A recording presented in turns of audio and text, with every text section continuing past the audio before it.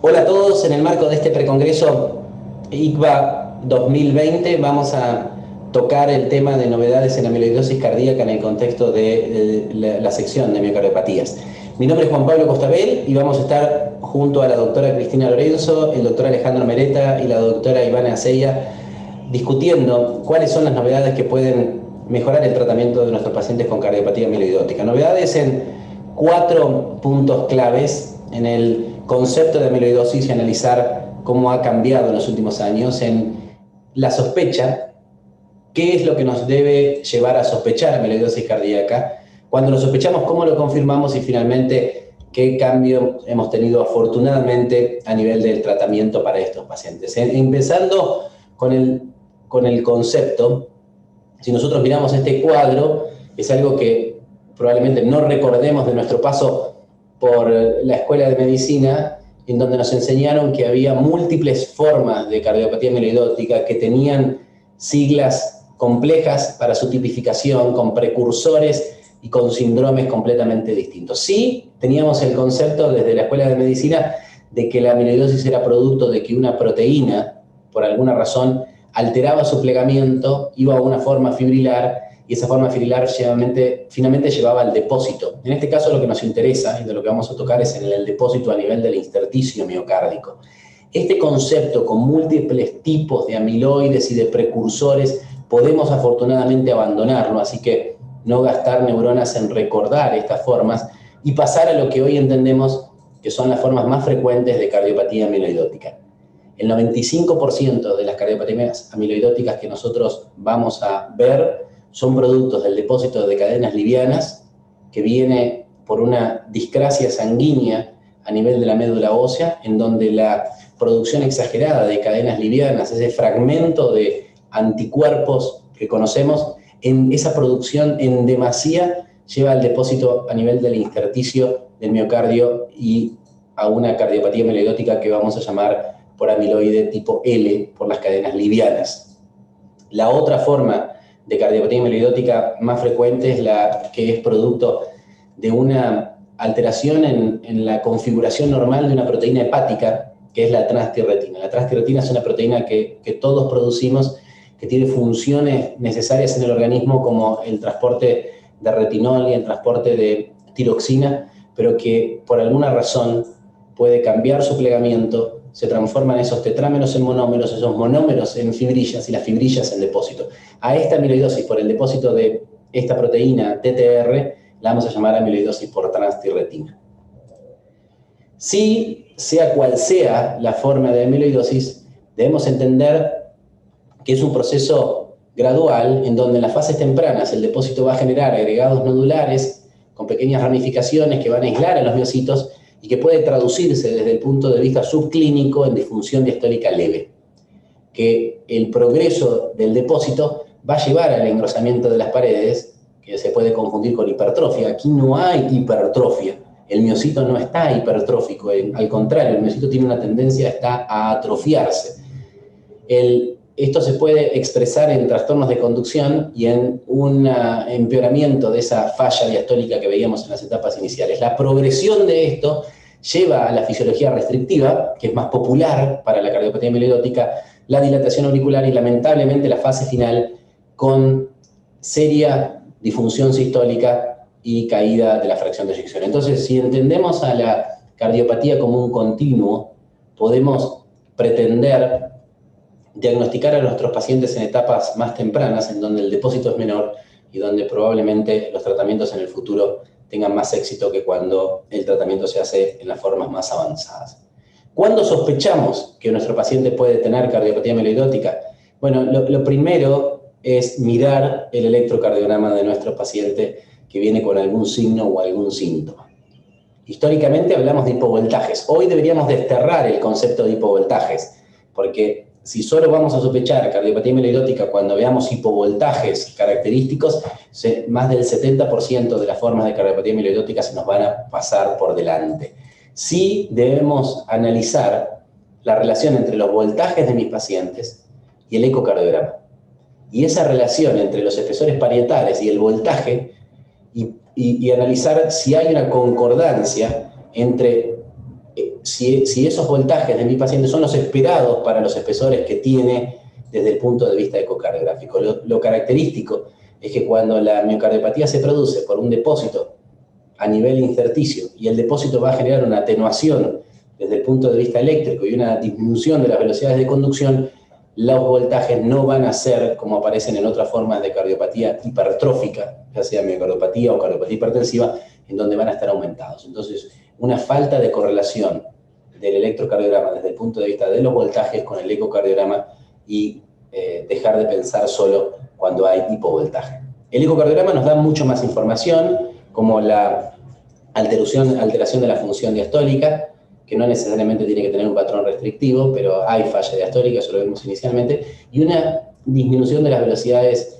a nivel del Doppler tisular, eso es característico y hoy por hoy está disponible en casi todos los equipos. Si tenemos la posibilidad de medir deformación miocárdica por strain, bueno, es característico la conservación de la deformación de los segmentos apicales y o medios y una inicial afectación de los segmentos basales que genera ese signo conocido como el de la bandera japonesa. La resonancia cardíaca es lo más cercano a la anatomía patológica que hoy podemos tener. La distribución del gadolíneo, que tiende a ser subendocárdico o transmural, pero que no respeta territorios coronarios y que se extiende hasta afectar las aurículas y las valvas, nos debe hacer pensar en que ese paciente tiene alguna forma de amiloidosis. Y a eso debemos sumarle, tanto para el diagnóstico como para el tratamiento, la afectación periférica, más allá o no cardíaca, en donde los pacientes tienen alteraciones a nivel cognitivo, alteraciones a nivel de la neuropatía, de neuropatías periféricas, alteraciones a nivel autonómica, con trastornos de la vasomotricidad, trastornos gastrointestinales, hipotensión ortostática. Y hay algunas cuestiones muy características de los pacientes con sospecha de cardiopatía amiloidótica, como es la presencia de síndrome del túnel carpiano, la rotura del tendón del bíceps o la estenosis a nivel de la médula espinal. Todos esos signos y síntomas son importantes porque el paciente puede realmente ver afectado su calidad de vida por esto y porque nos lleva a tener un mayor nivel de sospecha. Entonces, ¿cómo llegamos a tener suficiente nivel de sospecha? Con datos de la clínica, como la insuficiencia cardíaca con fracción de eyección preservada, alteraciones clínicas como el síncope o la neuropatía sensitiva distal, el síndrome del túnel carpiano, la valvulopatía aórtica, que si pudiéramos pensar en términos generales, un reciente trabajo inglés muestra que alrededor de 1 de cada 10 pacientes con estenosis aórtica severa, que son candidatos probablemente a TAVI, es decir, añosos, 1 de cada 10 tiene cardiopatía amiloidótica y la mayoría van a ser por transthyretina. El accidente cerebrovascular de manera precoz, sin necesariamente fibrilación auricular, esas formas de hipertensiones arteriales curadas, por decirlo de alguna manera, en donde el paciente de repente requiere menos vasodilatadores y la rotura del tendón del bíceps. Estos signos o síntomas clínicos, sumados a los signos electrocardiográficos, ya nos debe tener un nivel de sospecha importante, son red flags. Si a eso le sumamos que el ecocardiograma es compatible con afectación de tipo infiltrativo, ahí ya, o la resonancia cardíaca si está disponible, tenemos suficientes datos para tener sospecha de cardiopatía amiloidótica. ¿Y cómo lo confirmamos una vez que lo sospechamos? El centellograma cardíaco ha venido para quedarse y nos ha permitido acortar significativamente los tiempos al diagnóstico. El centellograma con difosfonatos permite tener una buena captación en los pacientes que tienen amiloidosis por transthyretina y una muy baja captación en los pacientes que tienen amiloidosis por cadenas livianas, así que nos sirve para el diagnóstico y el diagnóstico etiológico. Si combinamos el centellograma con difosfonatos con la medición de cadenas livianas libres en suero y en orina y la inmunofijación en suero y en orina, con esas dos combinaciones podemos tener los extremos de los pacientes y hacer la mayoría de nuestros diagnósticos. Pacientes con cadenas livianas negativas y centellogramas con alta captación, donde nuestra sospecha debe ir hacia la amiloidosis por transthyretina, y un estudio genético nos permitirá saber si se trata de una amiloidosis por transthyretina hereditaria o mutante, o una amiloidosis por transthyretina adquirida o forma salvaje o wild type. En el otro extremo, pacientes con cadenas livianas positivas, en donde el centellograma tiene bajo grado de captación, nuestra sospecha debe ser de amiloidosis por cadenas livianas, la resonancia magnética es la forma de objetivar que hay depósitos de cadenas livianas a nivel del miocardio, y la evaluación hematológica para buscar cuál es la discrasia sanguínea que tenemos y cuál es el tratamiento que tiene que recibir ese paciente. Quedan pocos pacientes que no cumplen con estos criterios, y ahí debemos analizar según grado de sospecha en casos de pacientes con cadenas livianas negativas y centellograma de baja captación, si se trata de formas muy precoces, y en los pacientes con cadenas livianas positivas y centellograma con alta captación, si se trata de una TTR que tiene cadenas livianas sin un significado clínico, o se trata de un paciente añoso que tiene algún componente de TTR, pero que fundamentalmente tiene una amiloidosis por AL, y el tratamiento debe ir en ese sentido. Si analizamos el tratamiento en las TTR, entender que hay múltiples lugares donde los tratamientos pueden actuar, desde la disminución de la síntesis de transtiratina a nivel hepático hasta la degradación de esa misma transtiratina a nivel del músculo cardíaco. En el medio hay otros focos en donde podemos trabajar, y en esos focos donde podemos trabajar es donde los tratamientos hoy han tenido alguna novedad. Fundamentalmente, en los próximos días, si Dios quiere, vamos a poder contar con el primer tratamiento que ha demostrado evidencia en ensayos clínicos de reducción de la mortalidad de los pacientes con amiloidosis por transtiratina, que es el caso de tafamidis. Tafamidis es una droga que logra estabilizar casi el 95% de la transtiratina, y que en el estudio ATTRACT mostró una reducción del 30% de la mortalidad en los pacientes tratados. Esa reducción de la mortalidad se asoció, afortunadamente, en los pacientes que no murieron, a una mejoría del test de caminata y a una mejoría de los cuestionarios de calidad de vida. Para los pacientes con AL, también el avance del tratamiento es muy positivo, y hay múltiples esquemas de tratamiento que logran respuestas hematológicas de hasta el 80%. La combinación de este tratamiento con trasplante de médula ósea, más o menos en algún caso trasplante cardíaco, permite que los pacientes puedan tener mejores expectativas de las que tenían hasta hace unos años. Para concluir y pasar a la discusión, entendemos que en este grupo que la amiloidosis es una enfermedad más frecuente de lo que pensamos en los últimos años, que requiere un nivel de alerta para su pesquisa y cambiar algunas alarmas que hasta ahora teníamos seteadas. Que la metodología diagnóstica se ha simplificado enormemente, y eso reduce los tiempos al diagnóstico y al tratamiento, y que los tratamientos hoy parecen ser más efectivos y van a estar disponibles en el corto plazo, por lo que el futuro es auspicioso para los pacientes con esta patología. Muchas gracias, y pasamos a los minutos de discusión coordinados por Cristina. Cristina.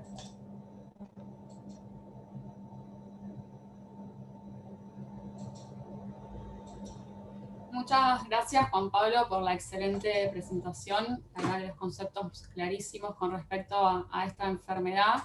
Y me gustaría preguntarle a Alejandro, en base a la experiencia que vos tenés a lo largo de estos años que venimos utilizando el centellograma como método diagnóstico, ¿qué experiencia tenés con esto? ¿Cómo ayudó este estudio complementario en cuanto a acortar los tiempos diagnósticos de esta patología? Hola Cristina, hola a todos.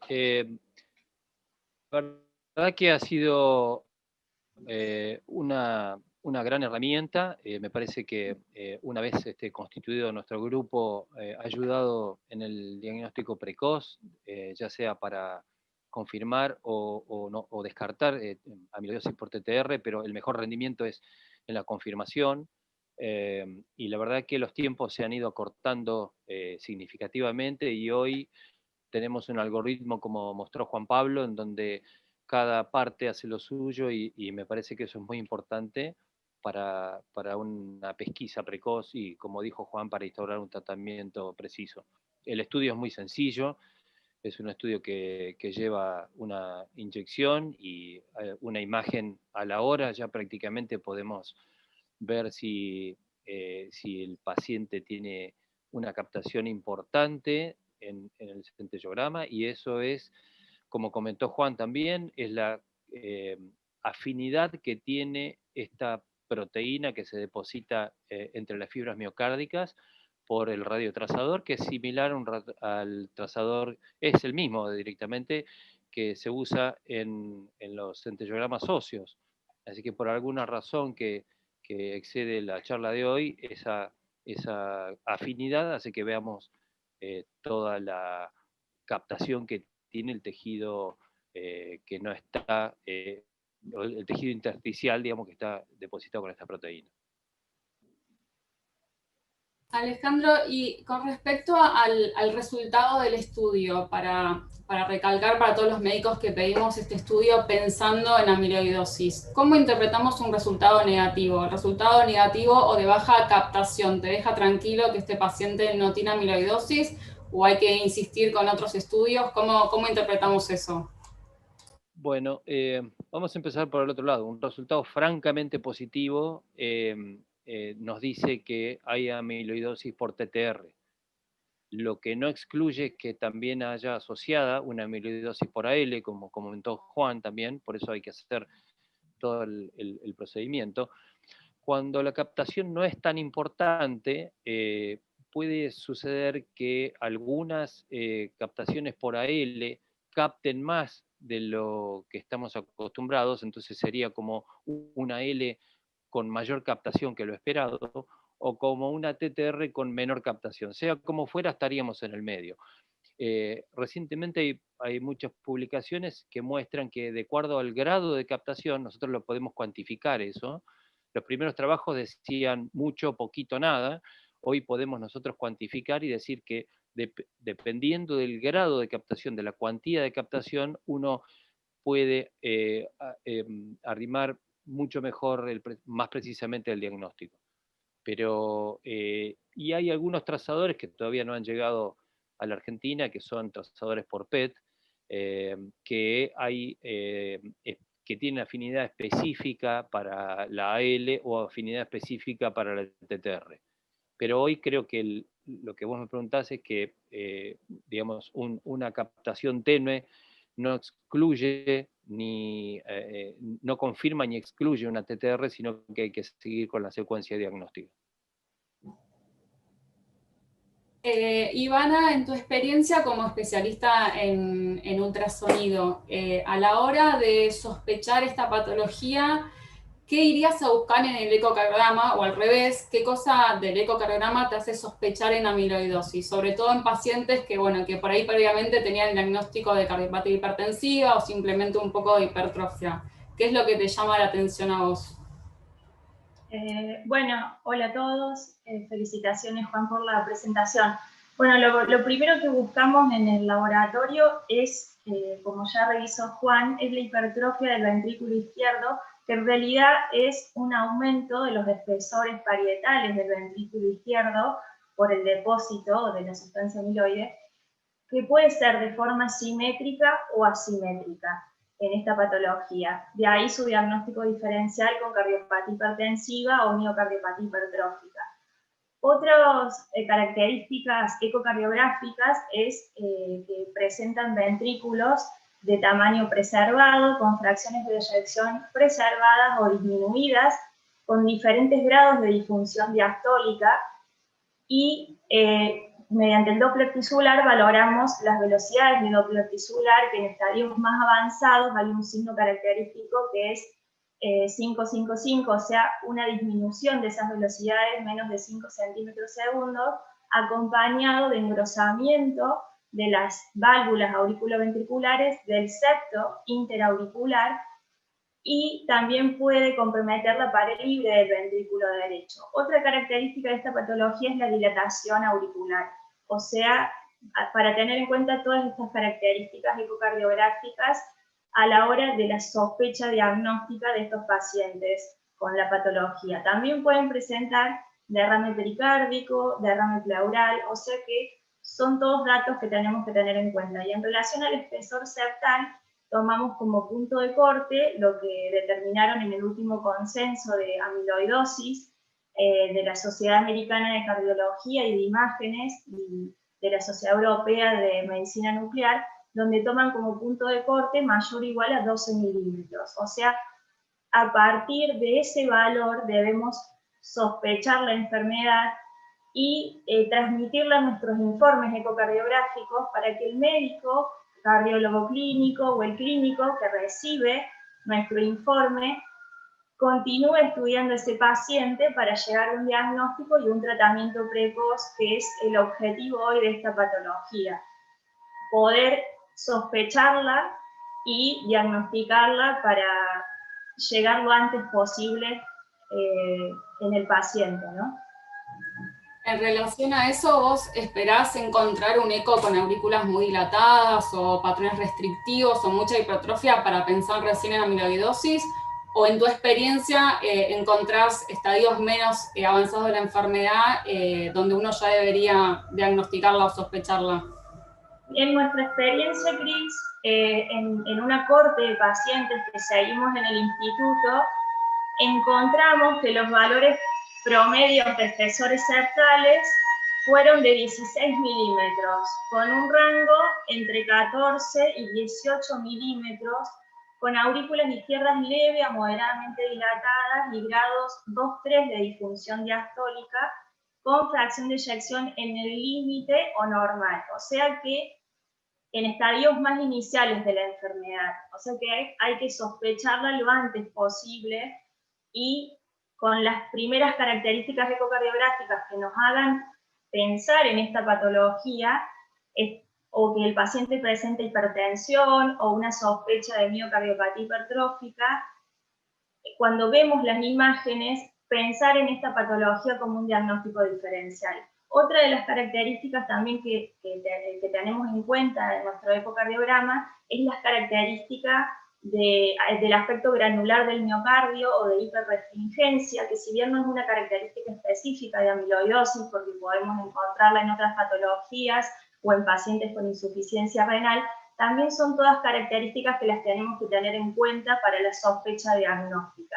Y otro punto es que si tenemos la posibilidad en nuestro laboratorio de la utilización de las nuevas técnicas, como es el strain, tenemos que valorar en estos pacientes con aumento de los espesores parietales, valorar, bueno, la utilización de estas nuevas técnicas, porque nos permiten un diagnóstico precoz, como ya dijo Juan, con su patrón característico, que es la preservación de los segmentos apicales, con disminución en los segmentos basales y medios, con un punto de corte que se estableció de menos 15% para el diagnóstico de esta enfermedad.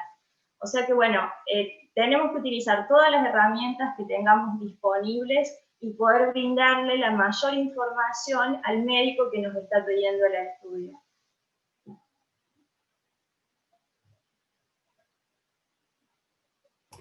Muchas gracias, Ivana. Para finalizar, me gustaría preguntarle a Juan Pablo con respecto al tratamiento que contaste de tafamidis.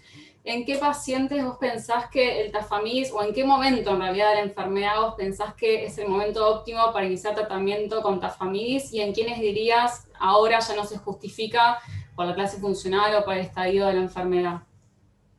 Creo que es una buena pregunta, Cristina. Cuando uno analiza el estudio que tenemos, que es el ATTRACT, lo que se puede ver es que los pacientes en mejor clase funcional parecen haber tenido significativo beneficio. Los pacientes en clase funcional 3, en el análisis de su grupo, no tuvieron beneficio, incluso alguien podría hablar hasta de perjuicio. Es raro pensar en perjuicio con una medicación que tiene efectos neutrales y que tiene la misma tasa de eventos adversos y menos abandono que el placebo. Así que yo creo que sí es sensato que un medicamento que lo que busca es reducir el depósito en pacientes en donde la enfermedad está muy avanzada y el depósito está muy avanzado, una droga que lo reduce no va a cambiar la evolución de ese paciente. En la fase extendida del estudio, cuando se comparan los pacientes de acuerdo a clase funcional con los pacientes en la rama de placebo de la fase randomizada, se pueden ver dos cosas interesantes. Uno es que cuanto mayor es la dosis de tafamidis, más el beneficio clínico. Hay un 30% extra de reducción de la mortalidad cuando uno utiliza la dosis equivalente a 80 miligramos de tafamidis, que es la de 61 en lugar de la de 20, que es la dosis que usamos en neuropatía. Y el segundo punto es que la reducción de la mortalidad es aún mayor en pacientes en clase funcional 1 y 2.